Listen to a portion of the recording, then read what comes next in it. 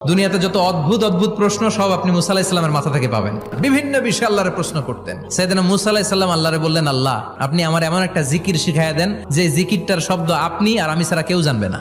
দিনে রাতে সব সময় এই জিকির আমি করব, আপনারে ডাকবো, কিন্তু শর্ত হলো এই জিকিরটা জানবে শুধু আপনি আর জানবো শুধু আমি। আল্লাহ বললেন, মুসা পড়ো লা ইলাহা ইল্লাল্লাহ।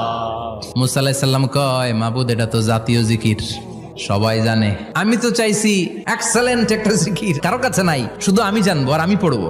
আল্লাহ বললেন, মুসা এই লা ইলাহাকে যদি এক পাল্লায় রেখে দাও, তাম বিশ্ব, সাত আকাশ, সাত জমিনটারে তুলে যদি তুমি আরেক পাল্লায় রেখে দাও, লা রাজাহাত কাফাতু লা ইলাহা ইল্লাল্লাহ, মুহূর্তের মধ্যে লা ইলাহার পাল্লা ভারী হয়ে যাবে।